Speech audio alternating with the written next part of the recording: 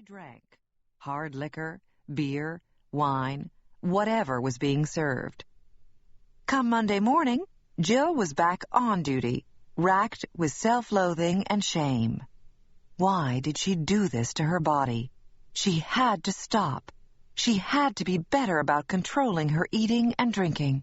She felt dirty, defective, diseased. Jill isn't diseased, but she has entered a perilous zone where millions of women every year find themselves trapped. This toxic triangle is the intersection of three troubles that affect women at alarming rates: yo-yo eating, heavy drinking, and self-criticism and despair.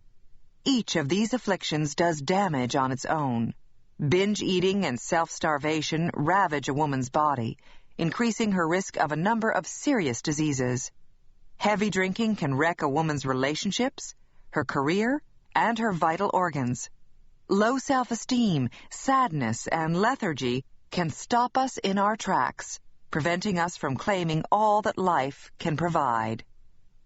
Millions of women play at the edges of depression, eating disorders, and alcohol abuse. They'll take a few steps into the realm of eating disorders, calling their self-deprivation a diet, or throwing up a meal every now and then because it didn't settle right with them. They'll experiment with how much they can drink before they begin to slur their words. They'll allow themselves a day or two in bed, wallowing in angry thoughts about themselves and others, or just shutting down and not thinking about anything. These little forays can be insidious. At first, we step over the line just a bit and pull back relatively quickly, but we are lured to return. The symptoms can feel good. It's such a relief to let go and binge or give up and curl into a little ball. After a while, we find ourselves inside the danger zone for eating disorders or alcohol abuse or depression, only this time more often and for longer. Our symptoms, which were once mild and occasional, have become moderate and more frequent. More dangerous than either of these discrete realms, however, is their intersection, the toxic triangle. Depressive symptoms, crazy eating habits, and heavy drinking rarely happen independently. As many as 80% of women who are drawn into one of these afflictions find themselves crossing the line into at least one of the others. The vortex, where all three intersect, is a whirling mass of confusing and self-damaging actions and feelings.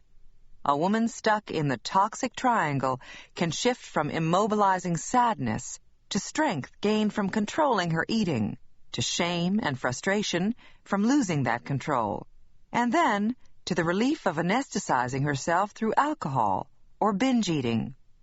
Her family members and friends may try to help, though the target for their interventions keeps shifting.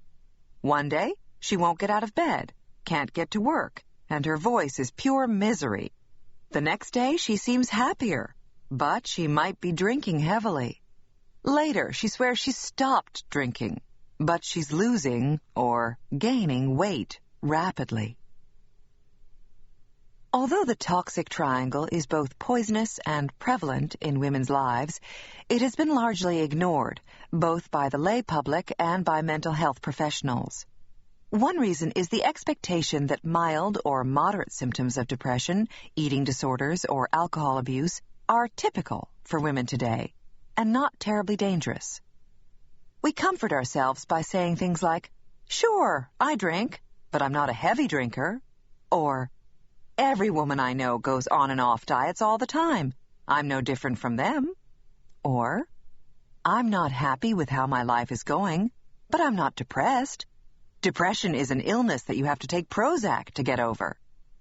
A critically important finding in my own research and other recent studies is that moderate or subclinical forms of eating disorders, alcohol abuse, and depression are each, in themselves, highly toxic and dangerous. These subclinical symptoms chip away at a woman's physical and mental health, harm her ability to function in everyday life, and set her up for more serious symptoms down the road. Another reason that the toxic triangle has gotten too little attention is that it's just easier to focus on one problem at a time.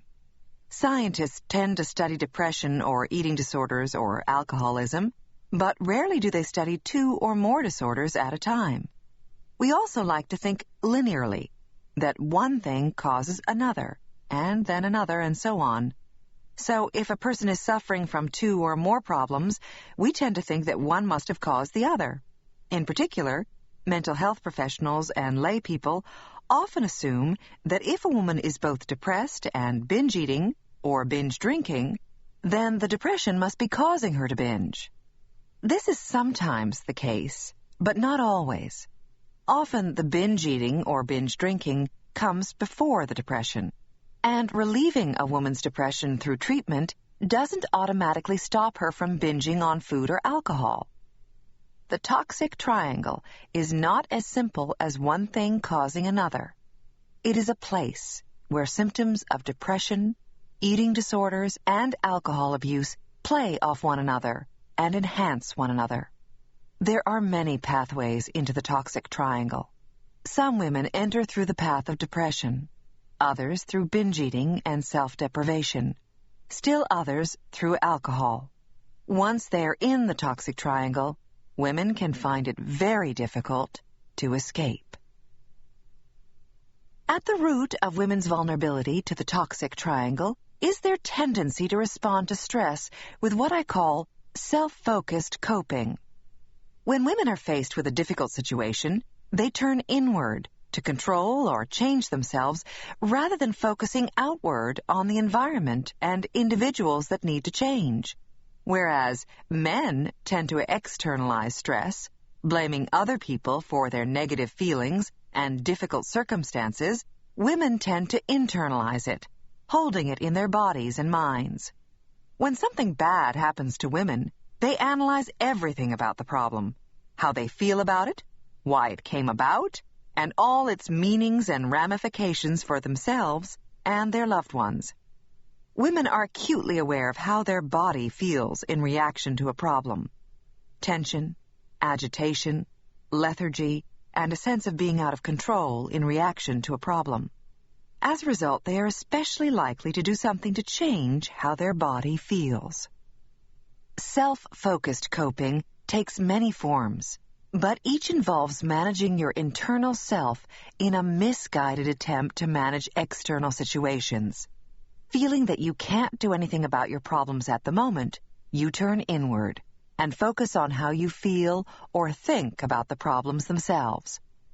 Not all forms of self-focused coping are self-destructive. Employing strategies to quell your anxiety, such as deep breathing exercises, can help you think more clearly and is a highly adaptive form of self-focused coping.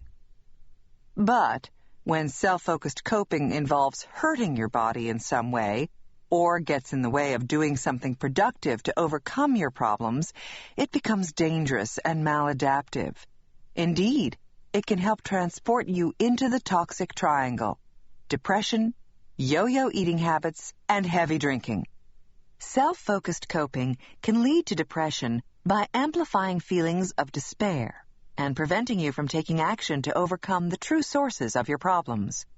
Self-focused coping can lead to symptoms of eating disorders by causing you to focus on your control, or lack of control, over your body, rather than on the ways you can change your life situation. And self-focused coping can lead to abuse of alcohol and other drugs as a way of escaping those troubling thoughts and feelings that it inspires. Unfortunately, once a woman enters the toxic triangle, the symptoms of depression, disordered eating, and heavy drinking work in lockstep, creating a self-perpetuating syndrome that grows in intensity. Depression leads to attempts at escape, and many women achieve this through drinking or binge eating. But binge eating and drinking lead to more depression. In fact, the cycling of binging and drinking changes the way the body metabolizes food and alcohol. Once the cycling starts, it fuels itself, making it hard to stop. Women can break out of the toxic triangle.